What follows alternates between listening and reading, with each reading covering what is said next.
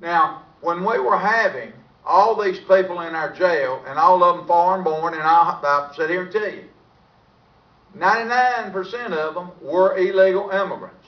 And you're seeing this in your jail, and now you're able to put them into deportation proceedings, and they go out of the country. Once they're through, you can bet one or two things. One is, if they come back into the country after previously being deported, they come back as what is known as an aggravated felon, which means there's substantial federal time if they're caught again. Now, we have only caught two that entered back into the country, and guess what it was? Drugs. Come back in with a load of drugs, but they got caught.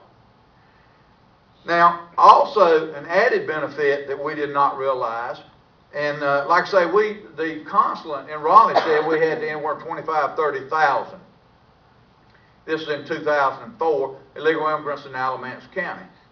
Well, you can bet with that 25 to 30,000, it's just like the American population. If you had 25 or 30,000 native-born Americans, how many of them you reckon are going to be criminals?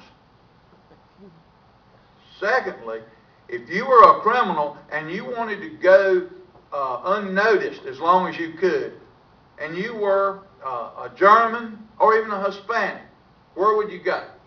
You would go to where there was a large group, and you would set up shop. And that's what we found in Alamance County.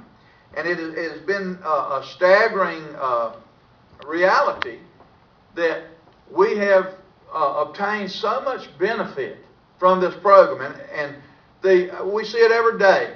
Ms. Moose here, we see it every day in this nation. What bothers me is those individuals sitting in Washington, D.C.,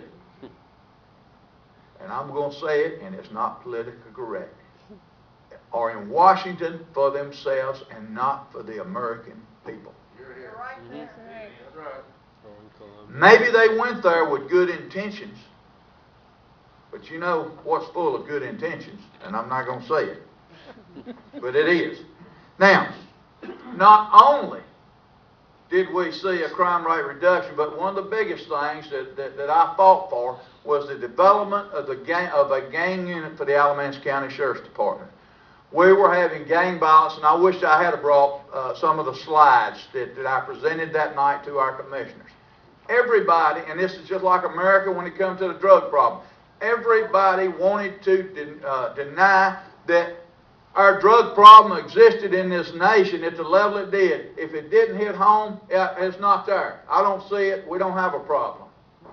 Well, the same thing has happened with your gang activity in your small cities, your counties, and the streets. People are denying its existence. Well, we had a chief of police. He's retired now in the city of Burlington, saying we don't have a gang problem. I was trying to get a gang unit. I got a gang unit, and all of a sudden, we started arresting.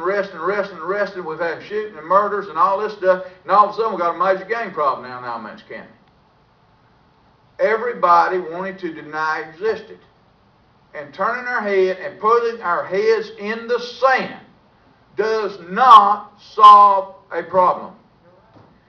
So we teamed up with ICE, and every gang member we had that had previously, prior to us getting in the 287G program, that had been caught and put on probation for anything.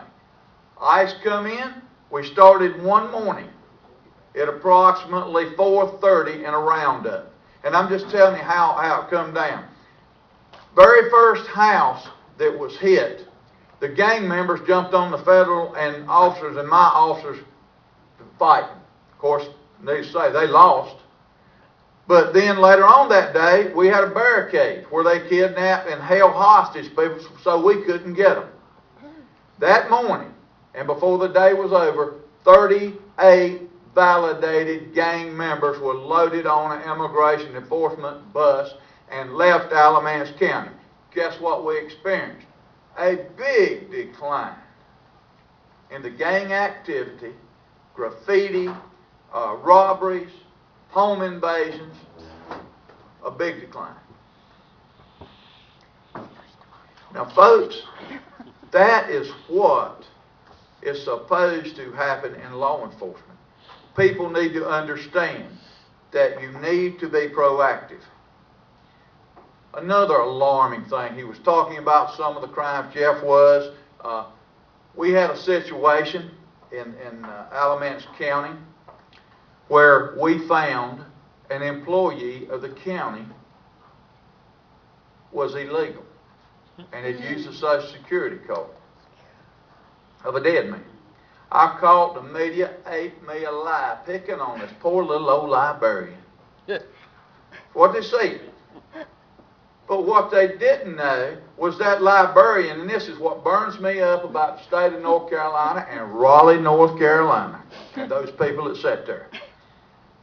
There is a rule of law to social services that says if someone comes in and applies for services with the North Carolina Social Services and they use false identification and false documents, you cannot report it to law enforcement.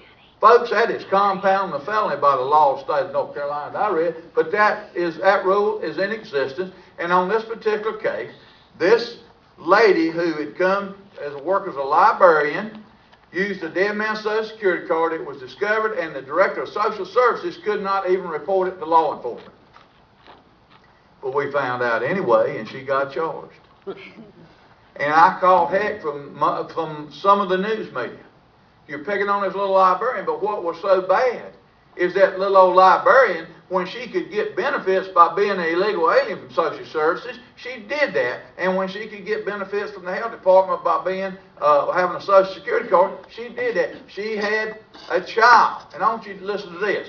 In North Carolina, if I am an illegal immigrant and I'm pregnant, I can go to social services and immediately start drawing social services and medical benefits until that baby is born, and so many days after that baby is born. But if I am an American citizen, or if I am a legal immigrant, I have to wait so many months. That's right. Folks, something is wrong here. Something is wrong here. And like you said, if you any emergency, the law states that they have to supply the medical for any emergency. Well, folks, you know what they do? They wind up hitting people head on, just like this lady said. They go to the hospital, they get free medical, and we wind up paying. We wind up paying, or they take your house, or whatever you've ever got in America. That is totally wrong. Totally wrong. Let me read just some statistics for you that I got from the North Carolina Governor's Council on Immigrants. Estimated from the year 1995 to 2004, 196,000 immigrants moved to North Carolina. Over the past 4 years, Hispanic enrollment in our North Carolina public schools has increased 57%. Now, who do you think's paying for that? We are. Exactly right. Counties experiencing most rapid growth were along I-85 and I-40. Boy, did I make both of them. Both of them roads come through my county line to county line. So I guess I won the lottery on that one.